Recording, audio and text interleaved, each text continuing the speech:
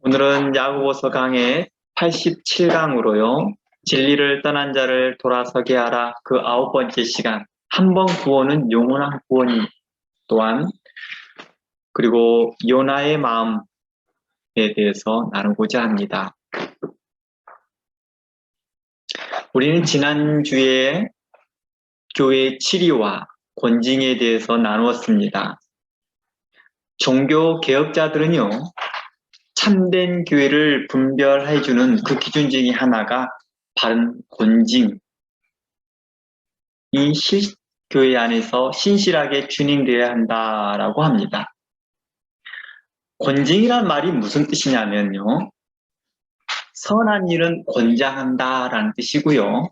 그리고 징자는 뒤에 말하는 그 징자는 징계를 가하다라는 뜻입니다. 즉 악한 일에는 징계를 가한다라고 말합니다. 우리를 이것을 사자성어로 권선징악이라고 표현하죠. 권선징악. 이것을 권징이라고 교회 안에서 사용하고 있습니다. 그래서 성도가 잘한 것은 개인적으로나 또 교회에서 칭찬하고 격려해야 하는 것입니다. 이게 주님의 이름으로 있으니까 그냥 모른 척하고 있고 그러지 말고 칭찬하시고 격려하십시오. 우리 그런 거 있잖아요. 설교 끝나고 나면 목사님께 은혜 받았습니다. 이렇게 말하는 것이 자연스러운 겁니다. 뭐 주님의 이름으로 했으니까 뭐 하고 헛쓱 닦지 말고 입 닦는다요? 입 닦는다고 하지 말고 우리가 그런 일에 서로 덕을 세우는 말에 서로 힘을 썼으면 좋겠습니다. 성도가 잘한 일은 잘했다, 못한 일은 못했다 라고 말할 수 있는 용기, 그런 믿음, 그런 선한 마음 가졌으면 좋겠습니다. 이 말도 안 하고 저 말도 안 하고 이것은 전에도 말했지만 그 무관심과 같은 그런 언어들은 무관심과 같은 그런 행동들은 또 하나의 폭력과 같다라고 말했습니다.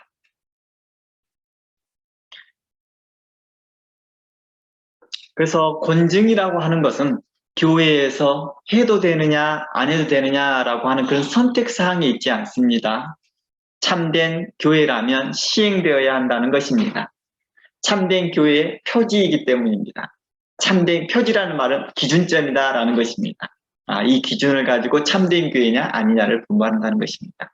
그래서 당연히 교회 안에는 하나님 말씀이 진리가 선포되어야 하며 또 진리가 선포되는 것처럼 이와 같이 권징이 또한 당연히 행해져야 한다라고 하는 것이 종교개혁자들의 교회에 대한 표지를 말했던 것입니다.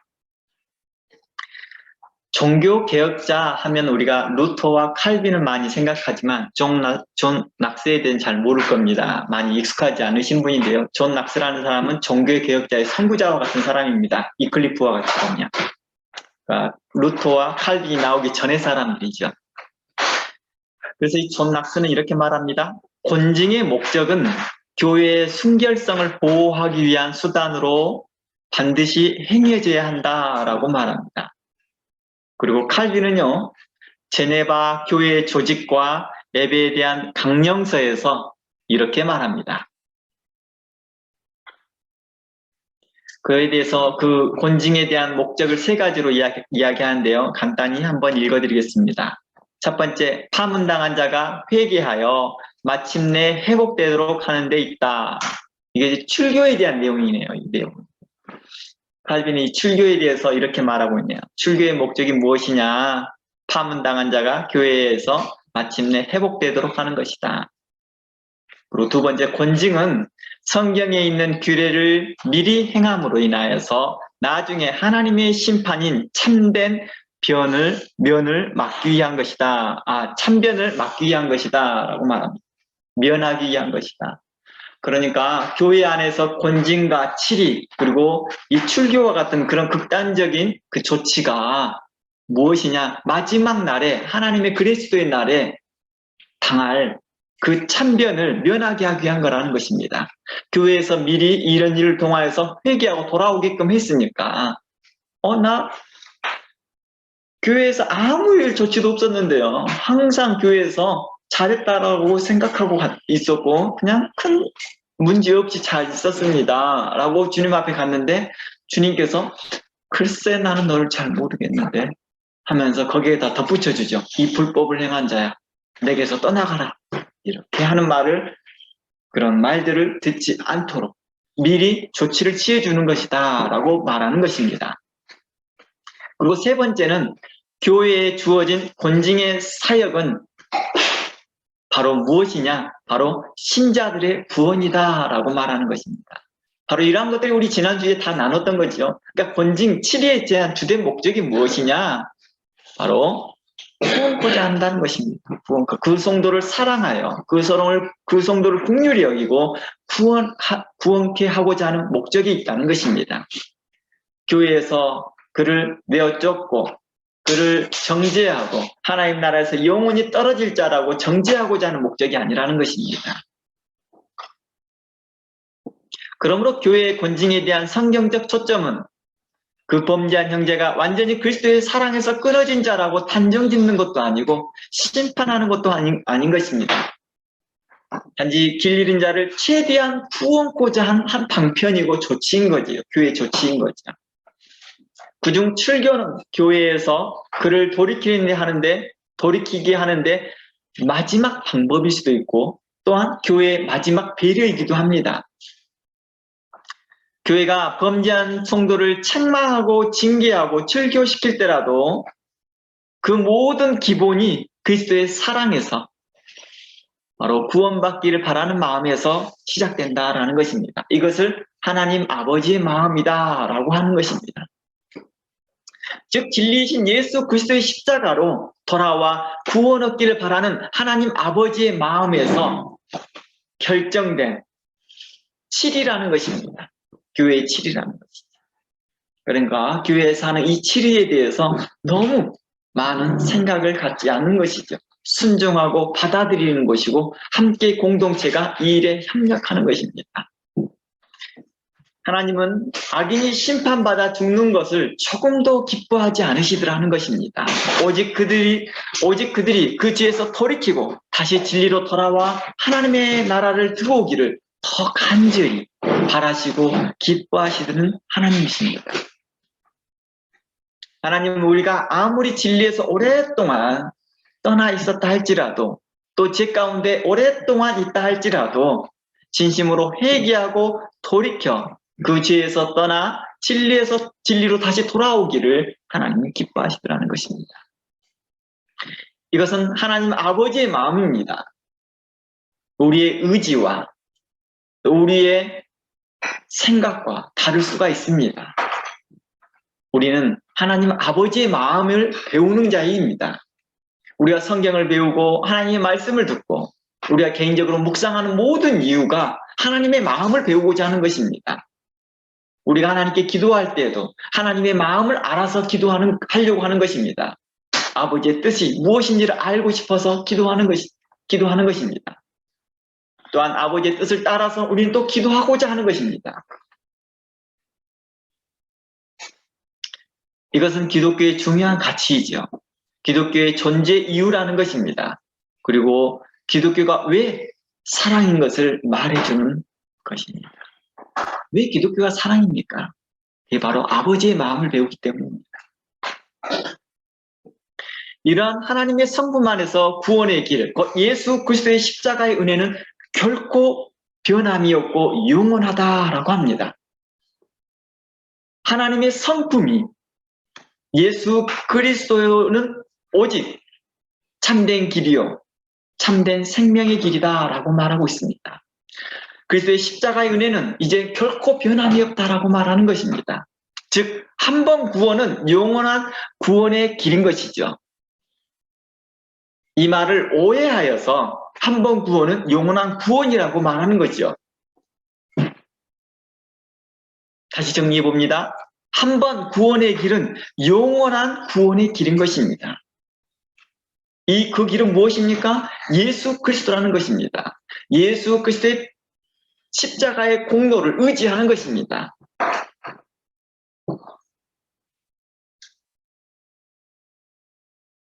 우리가 아무리 진리에서 떠났다 할지라도 다시 예수 그리스도께 온다면 그는 구원을 얻는다는 것입니다.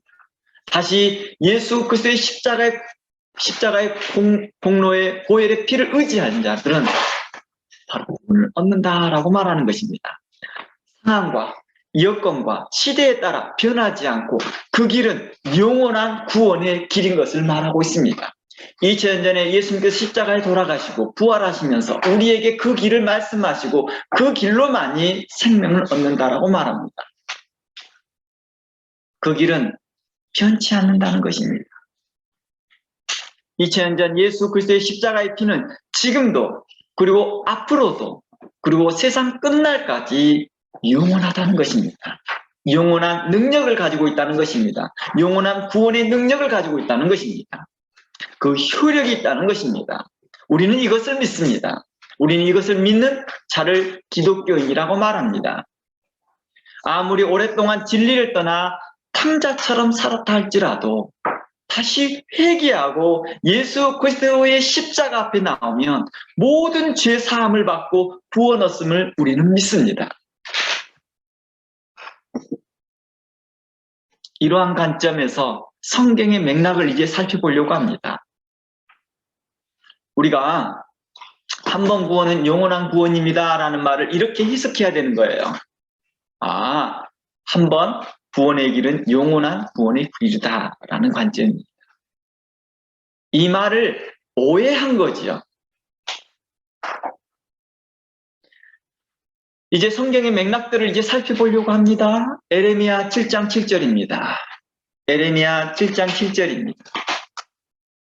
우리 다 함께 이 본문을 자세히 살펴보기로 원합니다. 에레미야 7장 7절입니다.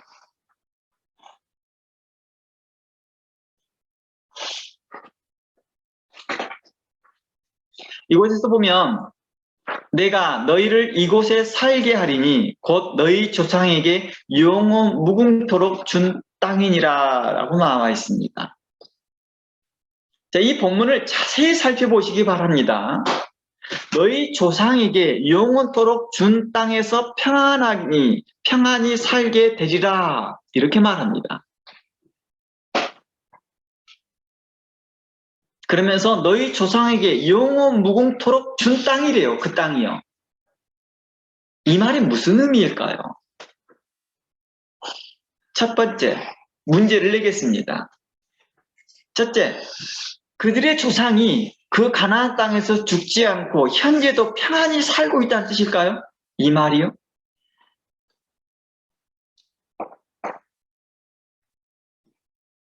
너희 조상에게 영원토록 준 땅. 이 말의 의미가 현재 유대인의 그 조상들이 현재도 죽지 아니하고 영원 무궁토록 그 땅에 지금 현재 살고 있다는 뜻인가?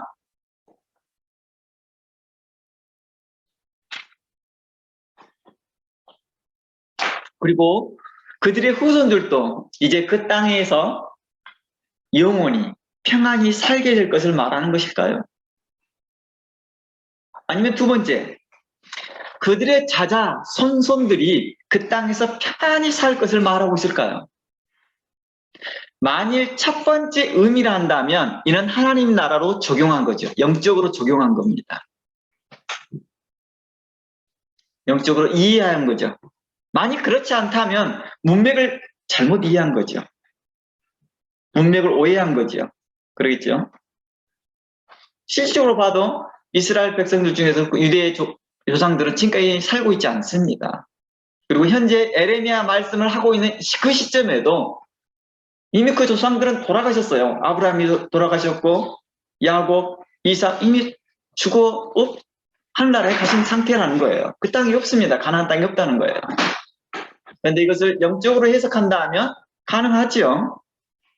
그래서 첫 번째를 그냥 이렇게 이해하는 거예요. 하나님 나라로 이해하지 아니하고 실질적인 가나안 땅으로 이해한다면 이건 문맥을 오해한 것이죠. 그러니 일반적으로 우리는 자연스럽게 두 번째 말, 곧 그들의 자자, 손손, 후손들에게 그 땅에서 영원토록 평안히 살 것이다 라는 의미로 받아들이는 거죠. 즉 그들의 조상에게 언약한 땅에서 그 후손들까지 영원토록 살게 하겠다는 뜻이죠. 이 말이죠. 그렇다면 그 후손들에게 영원토록 준 땅, 곧 약속의 땅이라고 말하지만 문맥을 보면 그 약속은 조건이 있음을 알 수 있습니다. 후손이라 해서 그 땅에 살 수 있다는 것이 아니라는 것입니다. 조건에 맞지 아니하면 그 땅에 살 수 없다는 뜻이죠. 다시 말해서 이미 약속된 땅이라 할지라도 그 영원한 약속이라 할지라도 하나님께서 처음부터 요구하신 조건에 맞지 않다면 그 땅에 들어갈 수 없다라고 말하는 것입니다. 그렇다면 영원토록 준 땅이란 말이 무슨 뜻일까요? 그것은 바로 그 땅에 들어갈 수 있는 조건이 조상들에게 하였던 그때부터 현재 그들에게까지, 에레미야 시대이죠. 그때까지, 그리고 그 이후에도 그 조건이 변함이 없을 것을 이야기하고 있는 것입니다. 그러니까 조건이 변함이 없는 걸 이야기하고 있는 거죠. 즉, 이것을 좀 더 하나님 나라 연결시켜 이해해보면 이렇습니다.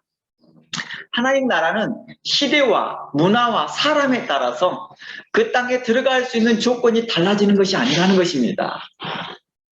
어떻습니까? 하나님 나라에 들어가는 조건이 뭐예요? 오직 예수 그리스도를 말미암는 것입니다. 2000년의 세월이 지났지만 그 길은 변하지 않습니다. 그 조건은 바뀌지 않는다는 것입니다. 오직 주의 이름을 부르는 자들만이 구원을 얻습니다. 그 조건이 바뀌지 않습니다. 그 길은 영원 무궁하다라고 말하는 것입니다.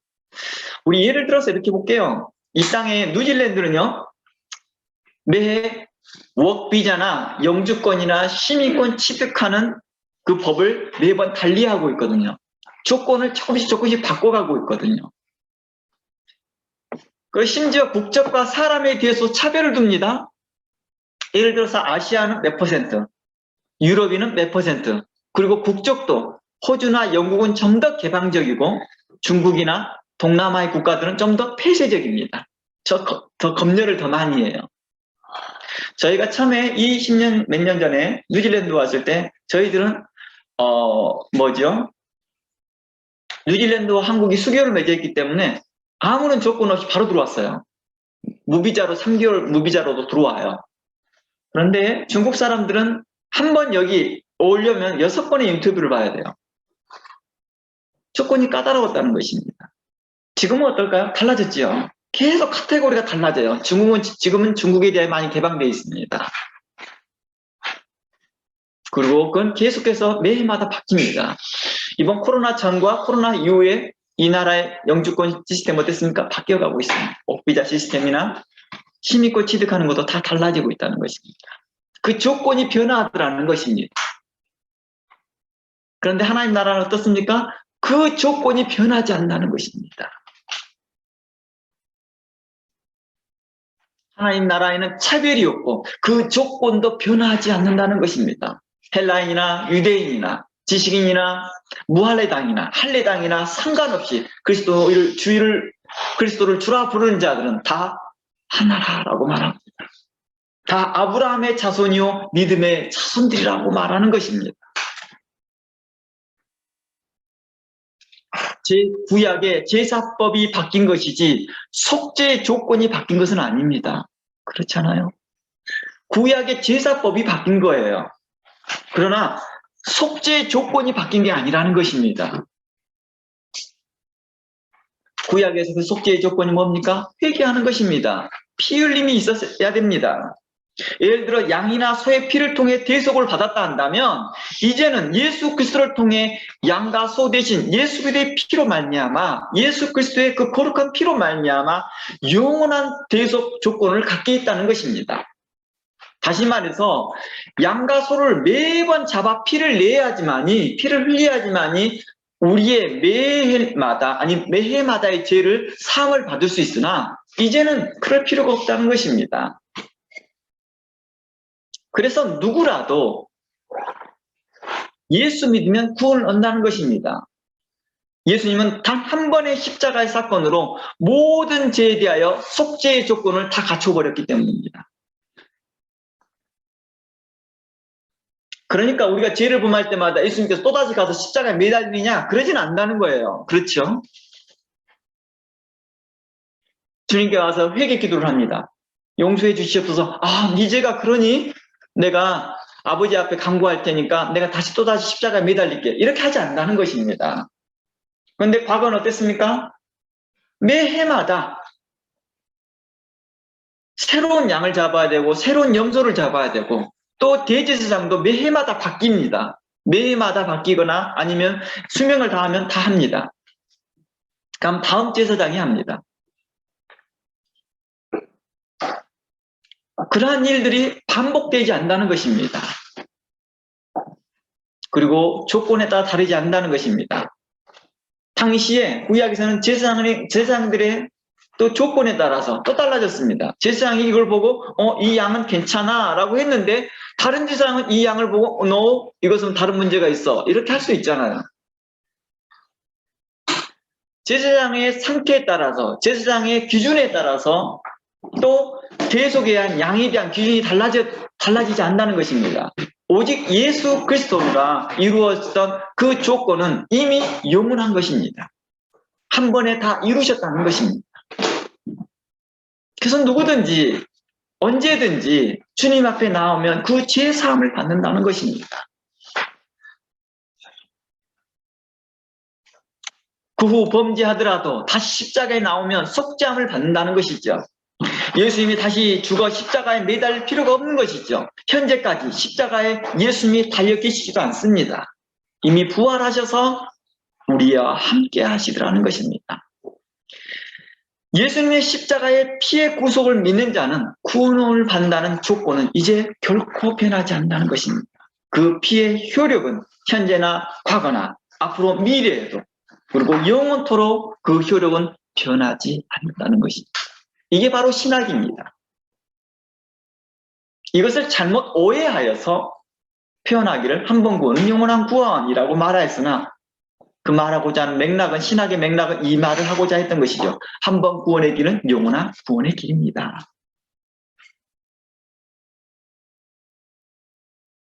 그러므로 여러분들이 이렇게 한 번 구원은 영원한 구원입니다라는 말을 쓴다 할지라도 그 의미를 그렇게 이해하고 있으면 돼요. 그 말을 그렇게 이해하고 있습니다. 그리고 어떤 분이 그렇게 말한다 할지라도 여러분들이 그렇게 이해하고 들으면 됩니다.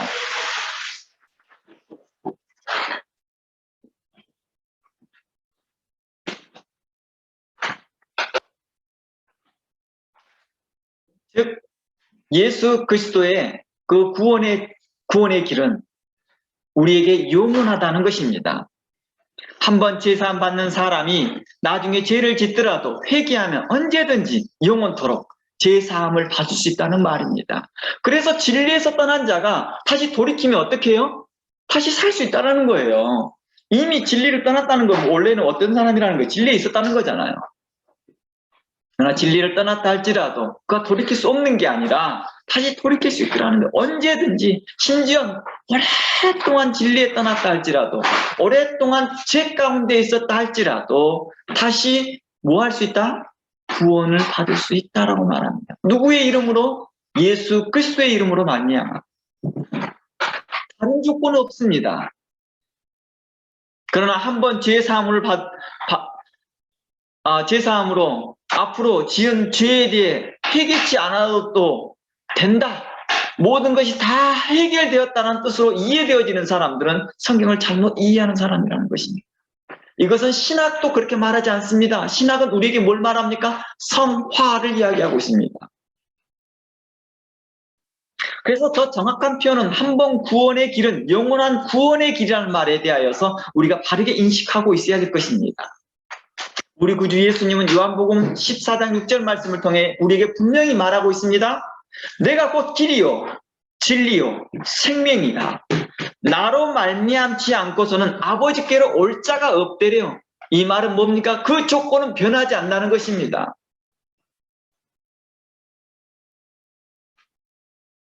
그런데 그 조건을 누가 바꾸려고 했어요? 바로 할례당들이 바꾸려고 합니다. 할례를 받아야 된다고 말합니다. 율법을 지켜야 된다고 말합니다. 다시 going back to 초등학문으로 돌아가려고 하자 사도 바울은 이에 대해서 극분하면서 아니다. 그렇게 증거하는 자는 저주받을 복음을 증거하고 있는 것이다. 우리에게 구원의 조건 오직 한 길밖에 없다. 오직 예수 그리스도이시며 예수 그리스도의 공로의 피, 그 피를 의지하는 자만이 구원함을 얻습니다. 라고 말했던 것입니다.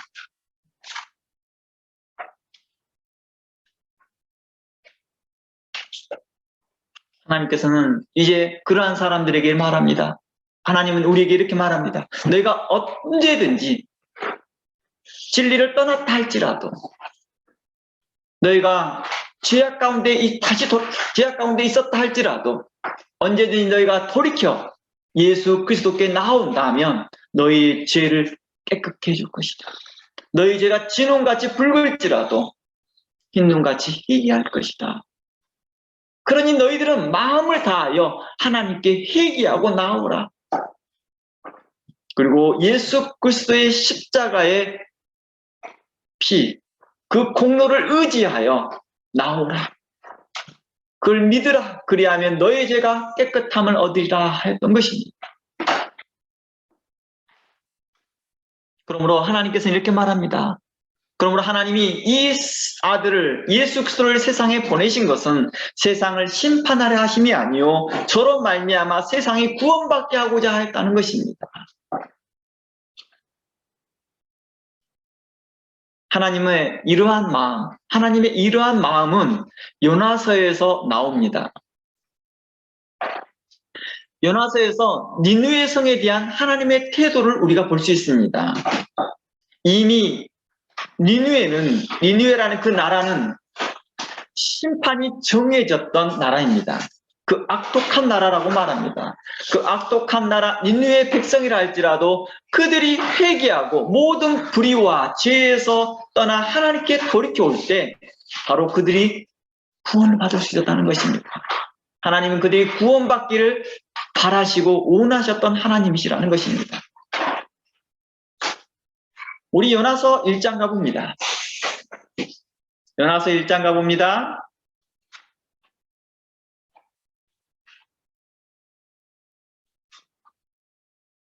1절부터 봅니다.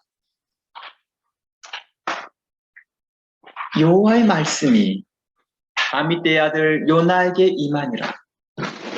너는 일어나 저 큰 성읍 니느웨로 가서 그것을 쳐서 외치라. 그 악독이 내 앞에 상달하였음이니라. 니느웨라는 그 성읍에 이야기합니다. 악독이 있대요. 악독이 가득하대요. 하나님 앞에 상달되다, 이 말이 창세기에 나온 말과 같아요. 바로 하나님께서 노아 시대 때 그 땅을 멸하실 때 그 지약이 하나님께 상달된 것 같습니다. 그 지약이 그 땅에 충만하다는 것입니다. 누구 하나 거르지 아니하고 그 사람들이 다 지약 가운데 있다는 것이죠.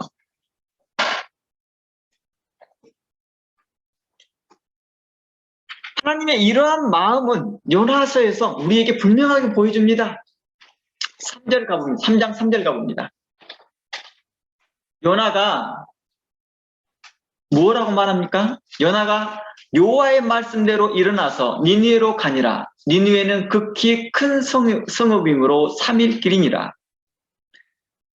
요나가 그 성에 들어가며 곧 하룻길을 행하며 외쳐 가로되 40일이 지나면 니느웨가 무너지리라 하더라.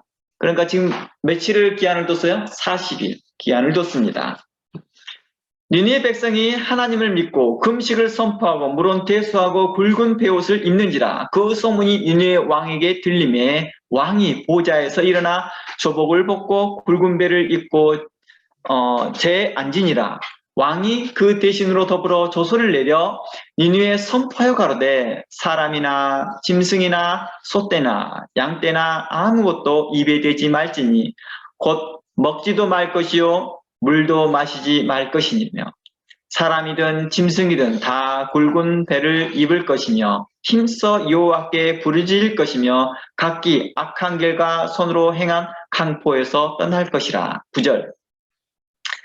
하나님이 혹시 뜻을 돌이키시고 그 진노를 그치사 우리로 멸망치 않게 하시리라. 그렇지 않을 줄 누가 알겠느냐 한지라. 이 말을 누가요? 왕이 한 말입니다. 왕이 백성들에게 한 말입니다.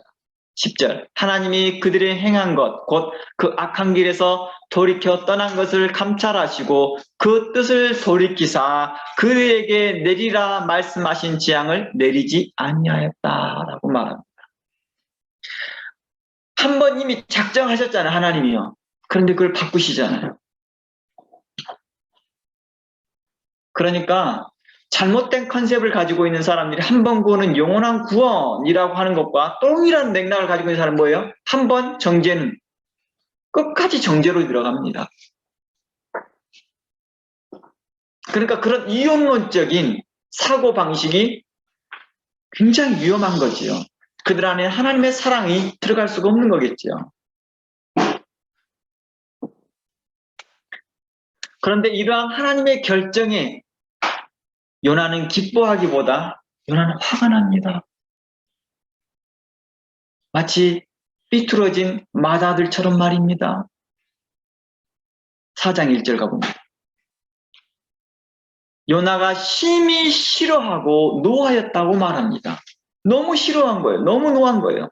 여호와께 기도하여 가로되 여호와여 내가 고국에 있을 때 이러하겠다고 말씀하지 아니하였나이까. 무슨 말이에요?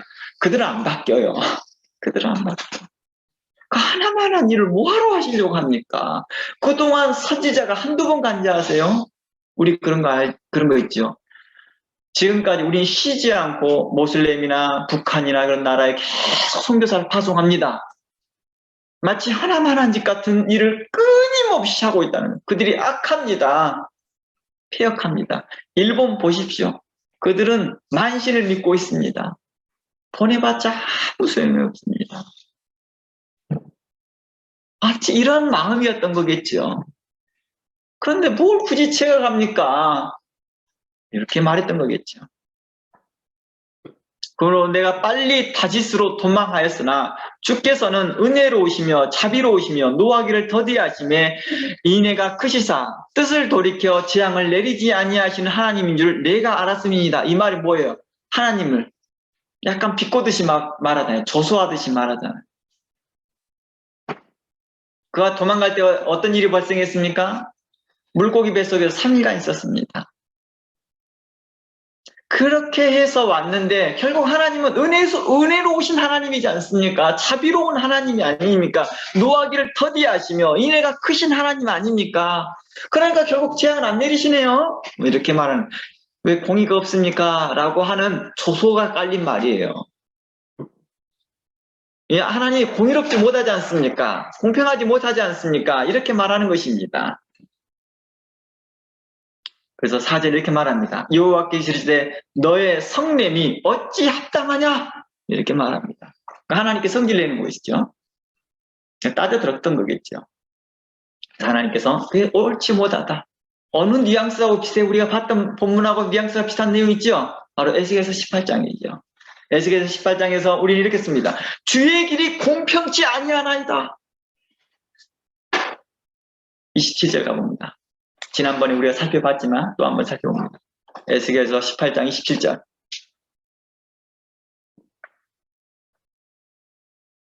그곳에 보니까 이렇게 나옵니다. 만일 악인이 그 행한 악을 떠나 법과 의를 행하면 그 영혼은 보전하리라. 그가 스스로 헤아리고 그 행한 모든 지약에서 돌이켜 떠났으니 정녕 살고 죽지 아니하리라. 그런데 이스라엘 족속은 이르기를 주의 길이 공평치 아니하다 하는도다. 이스라엘 족속들아 너희 길이 공평치 아니하냐? 너희 길이 공평치 않는 것이 아니냐라고 판문합니다. 이스라엘 백성들은 주변의 열국들이 뭐합니까? 심판받아 멸망당하기를 간절히 바랬겠지요. 자기를 핍박하고 특히 블레셋이란 나라는 이스라엘을 가장 많이 괴롭혔던 나라입니다. 그 나라가 빨리 멸망하기를 얼마나 속히 간절히 기도했을까요? 성경 이곳저곳을 보면 그런 내용들이 많이 나와요. 속히 멸망하기를 바랐을 것입니다. 근데 그들이 살아요. 하나님께서 그들에게 은혜를 주시겠다고 하니까 공평치 않습니다. 예수님께서 오셔서 그 구원이 모든 주의를 부른 자는 만민에게 있다. 할례 받는 자는 할례 받지 않는 사람 나 다 있다. 심지어 야만인들에게도 있다. 라고 하니까 사람들이 공평치 않습니다. 공평치 않습니다. 이렇게 말하고 있는 거예요.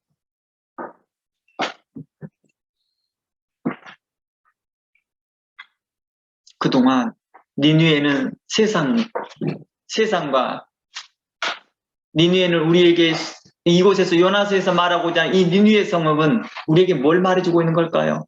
바로 세상을 의미하고 있겠죠. 그리고 기득권 세력을 의미할 것입니다. 당시에 이스라엘 땅의 기득권 세력은 어디였습니까? 바벨론, 또 블레셋, 애국, 로마 이러한 기득권 세력이었을 것입니다.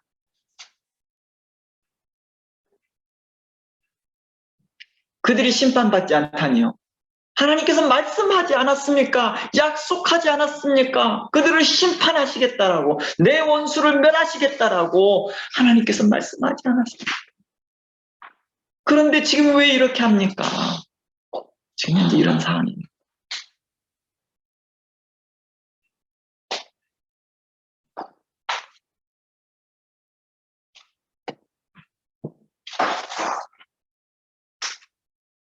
우리의 원수이며 우리의 소수민족을 핍박하고 우리의 이 하나님께서 세우신 이 민족을 무시하고 핍박하였던 자들입니다.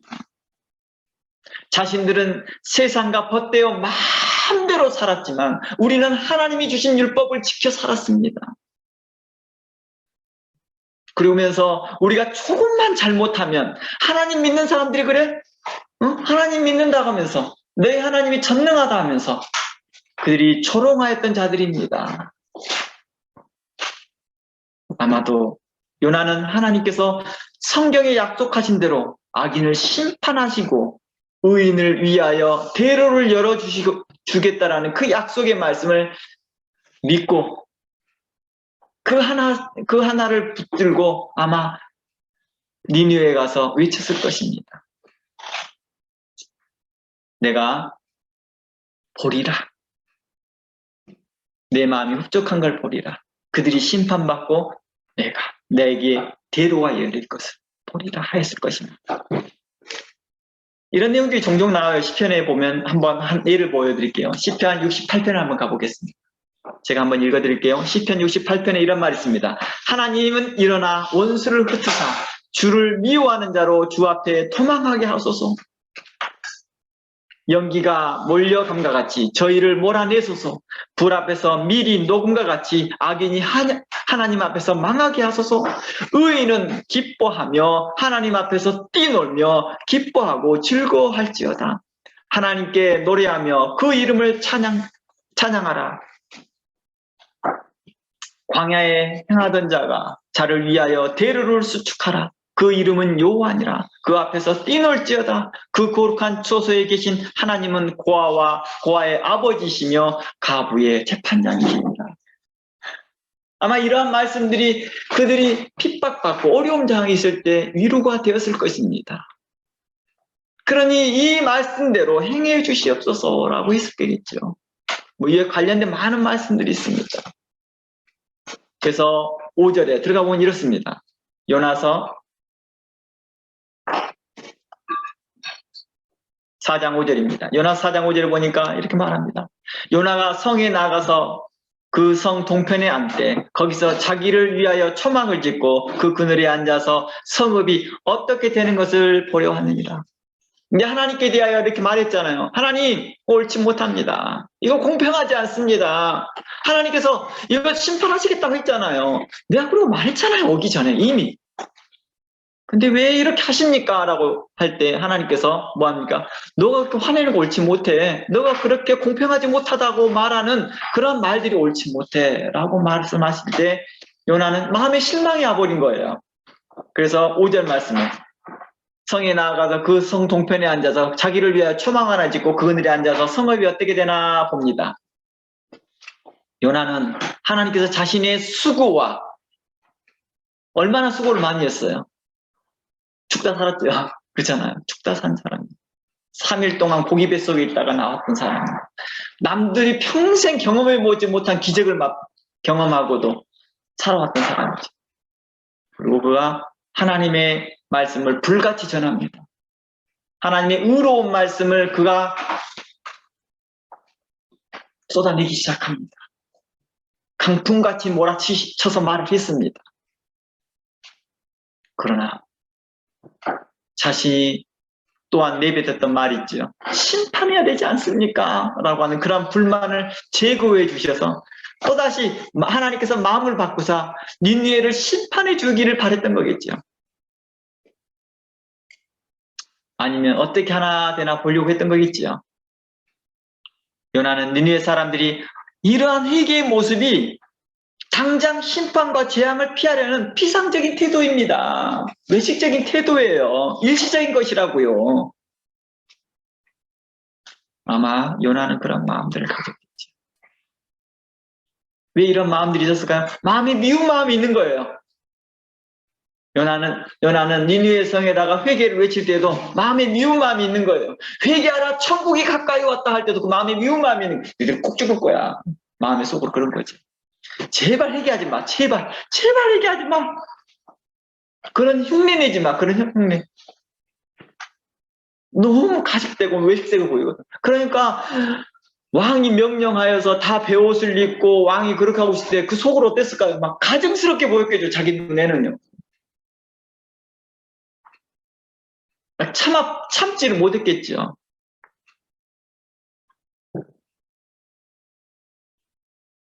그래서 그는 하나님께 다시 한번 이걸 제고해 주셔서 심판해 주십시오. 처음 말씀하신 대로 니느웨가 멸망되기를 바라나이다 라는 것이죠. 아니 아마도 이런저런 거 따지지 말고 아무튼 이런 거 저런 거 따지지 말고 하나님께서 그냥 말씀하신 대로 그냥 죽여주십시오. 저들을 죽여주십시오. 그냥 내 속이 편하겠나이다 이거죠. 내 마음을 흡족하게 해주시옵소서 이거죠. 하나님 니느웨를 기필코 반드시 꼭 심판해 주기를 원합니다. 이거죠. 그래야지만 내 마음이 흡족하고 내 마음이 평안할 것 같습니다.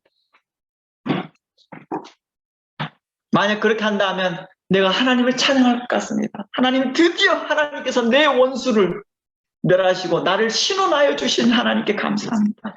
내가 그렇게 찬양하고 그렇게 경배할 준비를 다 하고 있었는데 상황이 그렇게 돌아가지 않는 거예요. 자기가 원하는 대로 상황이 안 돌아가는 거예요. 그러니까 마음이 불편해지기 시작합니다. 마음에 불만이 가득 차기 시작합니다. 우리는 어떠한가요? 저는 이 설교를 준비하면서 많이 울게 되더라고요. 많이 회개하게 되고 많이 울게 되더라고요. 저는 그것이 오늘 좀 전에 불렀던 우리는 그걸 연약합니다. 이 찬양이 나로 가야 될 방향을 보게 하게 하는 것이죠. 항상 자신이 맞다라고 생각했던 그 길이 하나님의 뜻을 알지 못하였고 하나님의 그 거룩한 마음을 알지 못했던 거겠지요. 우리는 어떠합니까? 저처럼 신학교 배경이 약하고요. 소외된 그리스도인으로 살면서 그리스도의 복음을 증거한다고 하지만 세상은 인정하지 않습니다. 그리고 하나님의 말씀을 진실되게 증거하나 세상은 알아주지 못하고 있습니다. 도리어 기득권 세력에서는 이단적이라고 배척하는 자들도 있습니다. 하나님의 명을 따라 심판을 말하고 그들이 심판받는 것을 보기를 원했으나 도리어 하나님께서 그들에게 긍휼을 베푸시는 모습을 보면서 마음에 화가 나고 불만이 마음에 가득 차 있지는 않습니까? 그들은 항상 자신들을 마음대로 하면서도 혹 무언가 잘못되었다는 것을 알았다 할지라도 행여 문제가 발생됐어요. 우리가 과거에 구원파적인 구원론을 가르쳤어요. 잘못했어요. 하면 끝이라는 거예요. 그들이 과거에 무슨 잘못을 했어요. 한번 잘못했어요. 끝이라는 거예요. 다시 정통으로 라는 말을 듣게 되고 다시 그 말만 하면 정통을 듣게 되더라는 거예요. 원래 출신이 정통이라고 하니까. 그러니 그들은 진실된 회개가 오고 여전히 불의를 행하며 득세하며 번성하는 것을 보면 의로운 마음이 상하고 고통스럽지 않을까라는 생각이 들기도 합니다. 교회에서 몇몇 의로운 자들이요, 교회의 엄청난 비리와 불법을 보고 그들에게 회개를 외칩니다. 그러나 그들은 감추고 도리어 그 몇몇의 의로운 자들을 불의한 자로 만들어버리고 도리어 교회의 문제를 지적하고 문제를 들춰내는 사람들을 비방합니다. 그리고 내부 고발자, 또 배신자, 심지어 교회를 무너뜨리는 이단, 원수처럼 대하고 배척합니다. 이런저런 핍박 갖가지 오명을 받으면서 견뎠으나 결국 하나님께서 그들을 심판하시는 날에 다 되었는데 그들을 심판하지 않습니다. 도리어 그들이 회개하는 모습을 지켜보신 하나님을 볼 때 그 마음은 어떨까요? 이제 소돔과 고모라를 심판하시듯 이제 그들을 심판받기를 바라는 그 마음인데 하나님께서 그 마음을 돌이키사 그들에게 아무런 심판을 행하지 아니하시고 아무런 징계도 행하지 아니하시고 그들이 회개하는 모습을 지켜볼 때 그리고 그 약속한 심판의 시간이 다 되었는데도 그들에게 아무런 징계와 심판이 없을 때 화가 나지 않을까요? 마다들처럼 돌아온 탕자를 향한 아버지의 태도를 보고 불평하고 불만을 쏟아낸 것처럼 우리의 마음이 그런 불평과 불망을 갖고 있지 않을까요? 마치 포도원에서 하루 종일 수고하고 더위를 견디면서 일하였던 자신을 전혀 생각해주지 않는 것처럼 마치 자신의 수고가 무시당하는 것처럼 느껴지고 늦게 온 사람들과 동일한 값을 지불하였던 것에 대하여 불만을 품고 있던 그들과 같지 않을까요? 포도원에서 하루 종일 일했던 그 포도원의 일꾼과 같지 않을까요? 입술로는 사랑을 말하나 그 마음에는 원망과 미움과 시기와 질투와 불만을 갖고 있지 않았을까요? 요나처럼 씩씩거리면서 철망을 짓고 그 안에 누워서 그 나라를 하나님께서 어떻게 하시나 하고 두고 이제 봅니다. 이제 나 일 안 해.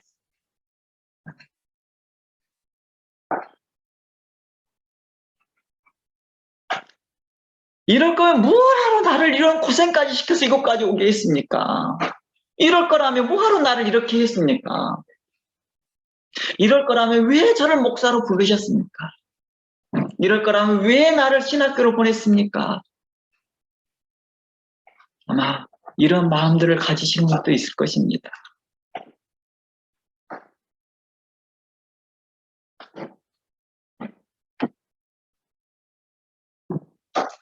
이제 될 때면 되라. 이게 내 교회냐? 하나님의 교회지.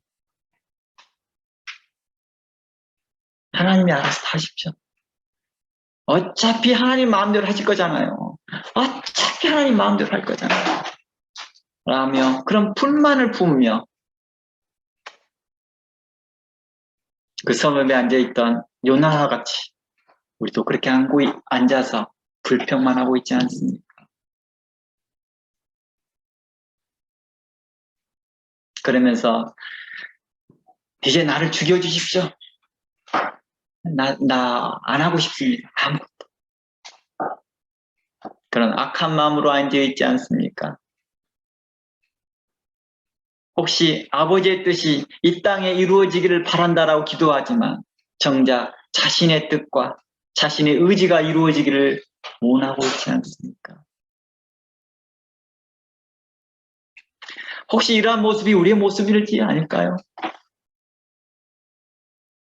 혹시 진리를 증거하지만 사람들에게 외면당하고 기득 세력에 의해 외면당할 때 이런 생각을 갖고 있지 않을까요? 요나처럼 자신의 수고만 생각할 뿐, 내 자신이 얼마나 고생하고 얼마나 핍박을 참고 견디고 수고하였는데 이때 한편에서 내가 아무 불평하지 않고 내가 그 하나만 바라보고 갔는데 늦게 오는 사람들에게 내가 그들이 하루 종일 놀고 있는 거 다 봤는데 그들이 세상과 벗대어 살아가고 있고 그들이 하나님의 말씀을 이용하여 자기 이득을 보는 걸 다 봤는데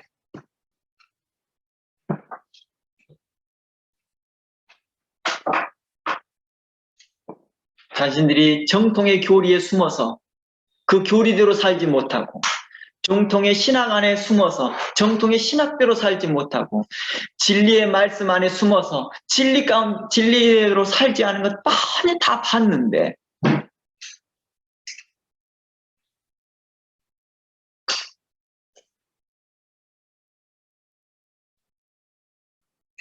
이렇게 수고하고 애썼는데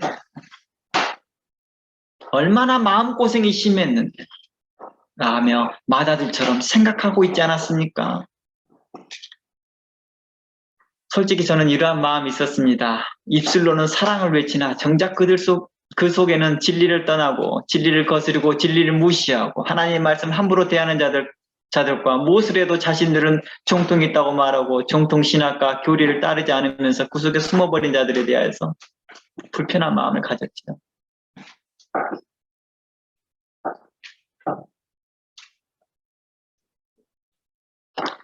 자신들이 교단에 숨어버리고 불의를 행한 자들을 심판해 주기를 더 바라했던 내 마음이 아마 요나를 통해서 잘 보여줬던 것 같습니다.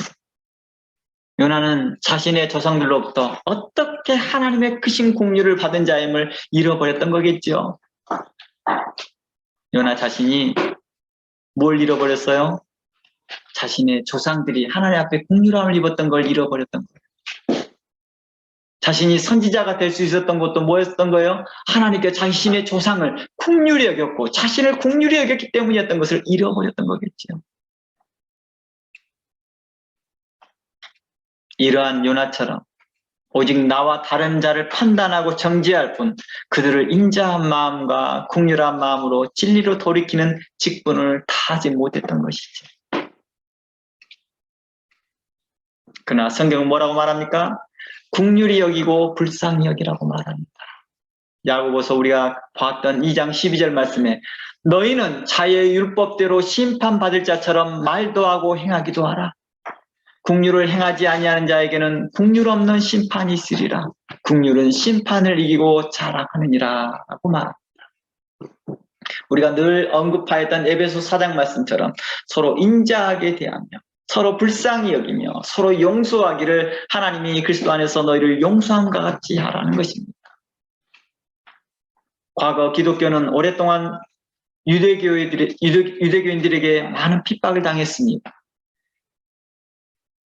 그러다가 어느 세월에 로마에서 정식 기독교가 국교가 되자 그들은 얼마 후부터 무슨 일이 발생합니까? 세력이 커지니까 기득권 세력이 바뀌어진 거예요. 그러다 기독교가 유대교를 핍박하기 시작합니다. 소수민족들을 핍박하기 시작합니다. 이는 정말 하나님이 원하신 거였을까요? 심판은 오직 하나님께만 있습니다. 사도 바울은요, 고린도 교회와 갈라디아 교회에서 자신의 사역이 거부되는 것 같은 그런 일을 겪었습니다. 자신이 애써서 말씀을 가르쳤지만 순식간에 그들이 그리스도의 복음을 떠나서 할례당의 교리를 받아들며 도리어 사도 바울은 사도가 아니라고 배척하고 사도 바울의 그 말씀을 멸시하기 시작하였을 때 그는 또다시 온유한 마음으로 그들을 가르치기 시작합니다. 형제들이요, 나의 자녀들이요. 그러니까 그들이 듣기 옳지 않는 말이라 할지라도 그들에게 향하는 그 마음은 사랑에 있었다는 것입니다. 그리고 유대인들에게 수많은 핍박을 받고 감옥에서 홀로 있는 듯한 시간에도 그는 주님을 원망하지 않더라는 거예요. 그리고 자신을 핍박했던 자들에 대하여서 하나님, 그들을 이제 심판할 때가 왔습니다 라고 말하지도 않았더라는 거예요. 도리어 그는 이렇게 말합니다. 너희들이 하나님 알기로는 한다. 내가 감옥에 갇힌 것 빼고 너희가 나를 본받기로 원하노라.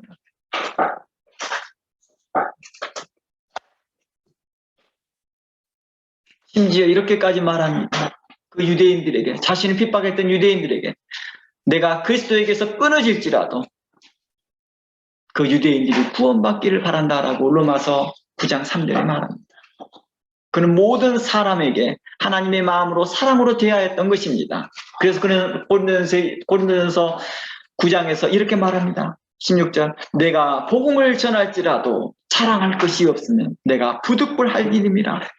만일 복음을 전하지 아니하면 내게 화가 있을 것이로다. 내가 내 임의로 이것을 행하면 상을 얻으려니와 임의로 아니한다 할지라도 나는 직분을 맡았노라. 그런즉 내 상이 무엇이냐? 내가 복음을 전할 때 값없이 전하고 복음으로 인하여 내게 있는 돈을 다 쓰지 아니하는 이것이다 라고 말합니다. 고린도전서 9장 16절에서 18절을 여러분들이 집에서 한번 다시 묵상해 보시길 바랍니다. 그리고 로마서 9장 3절 말씀은 여러분들이 전에 제가 강의했던 내용을 참고하시기 바랍니다. 그가 사도 바울은 자신이 그리스도께 끊어질지라도 그만큼 유대인들이 구원받기를 바란다는 것이죠. 그만큼 자신의 원수와 같은 자신을 전혀 인정하지 않아 도리어 배척하고 심지어 자신을 배신하고 떠났던, 진리를 떠났던 고린도 교회와 갈라디아 교인들을 향하여 또 다른 교회들을 향하여서도 다시 온유한 마음으로 그들을 견책하고 아비된 마음으로 말하고 다시 해산의 고통을 겪은 것 같이 그들을 다시 그리스도의 복음 안에 이끌고 가는데 그는 최선을 다하고 하는 것입니다. 그러면서 이렇게 말합니다. 내가 이 복음을 전할 때 내가 자랑할 것이 하나도 없습니다. 내 수고와 노력이 아무것도 아닙니다.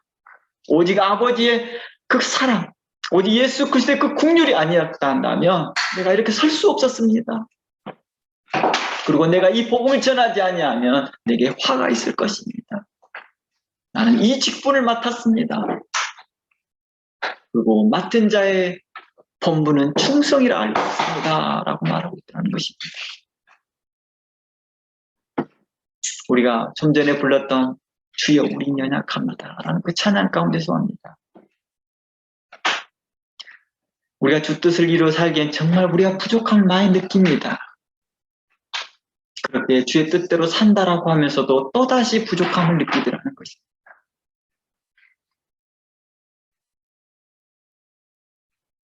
한없는 주님의 은혜, 온 세상에 넘칩니다 할 때 막연한 가사가 아니라 정말 진심을 담아서 그들을 사랑하는 마음에서 정말 그들에게 사랑이 있기를 원합니다.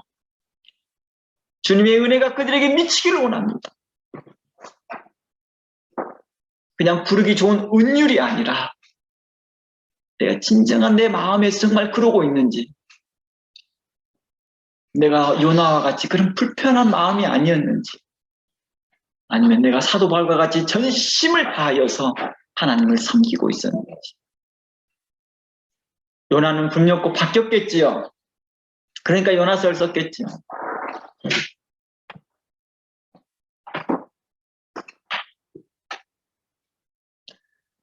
하나님은 요나를 이제 깨우치기 위해서 박넝쿨을 준비합니다.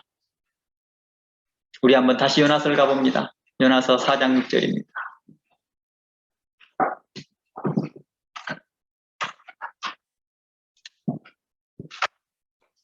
하나님께서 여호와께서 박넝쿨을 준비하사 요나 위에 가리우게 하셨으니 이는 그 머리를 위하여 그늘이 지게 하시며 그 괴로움을 명쾌하려 하심이더라.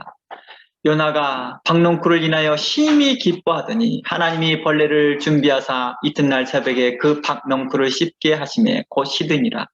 해가 뜰 때 하나님이 뜨거운 동풍을 준비하시고 해는 요나의 머리에 쬐며 요나가 홍곤하여 스스로 죽기를 구하여 가로되 사는 것보다 죽는 것이 내가 나으니이다.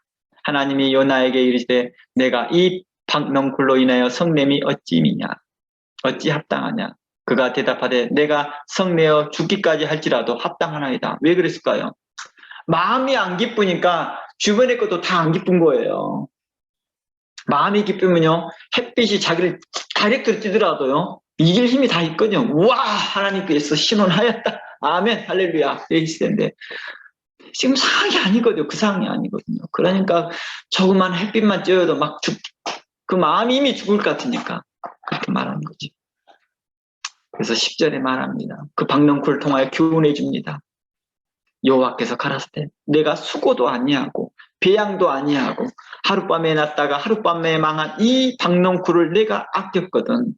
11절 하물며 이 큰 성읍 니느웨는 좌우를 분별하지 못하는 자가 12만 명이요 육축도 많이 있나니 내가 아끼는 것이 어찌 합당치 않냐라고 말합니다. 요나는 박넝쿨의 교훈을 통해서 하나님 아버지의 마음을 배웠을 것입니다. 깨달았을 것입니다. 이와 같이 예수님의 비유에 나온 마다들도 아버지의 마음을 후회라도 깨달았을 것입니다. 아버지가 그러잖아요. 가자 내 아들아 함께 잔치에 참석하자. 아마 둘째도 잔치가 진행되면서 형에게 와서 형 미안해. 용서를 구하며 용납해 주길 강구했겠지. 그러나 만일 계속 하나님은 공평치 않다 하며 불만을 토론한다면 하나님 기뻐하지 않으실 것입니다. 자칫 이러한 사람들은 당을 지어 떠나버리곤 합니다. 마치 할례당이 이는 공평하지 못합니다. 하나님께서 영원한 언약이라 말씀하신 할례를 받지 않는 자와 결단코 함께할 수 없습니다. 라고 떠나버렸던 것처럼 우리 마음이 그러지 않았으면 좋겠습니다. 그러므로 마지막으로 골로새 3장 12절 13절 읽고 마무리하고자 합니다. 골로새서 3장 12, 13절입니다. 그러므로 너희는 하나님의 택하사 거룩하고 사랑받는 자처럼 긍휼과 자비와 겸손과 온유와 오래 참을 옷 입고 누가 네게 불만이 있거든 서로 용납하여 피차 용서하되 주께서 너희를 용서하신 것 같이 너희도 그리하라. 진리에 떠난 자들을 우리가 돌이키는 우리도 마음을 함께 하기로 원합니다. 그 대상을 우리가 정하지 말고 하나님의 은혜가 주님의 은혜가 온 세상에 미칩니다. 나는 그 고백과 같이 그 찬양의 가사와 같이 우리가 그런 삶을 살기를 원하고 그 마음을 갖기를 원하며 아버지의 마음으로 그들에게 나아가기를 원합니다. 하나님 우리와 함께 하십니다. 다 함께 기도합니다.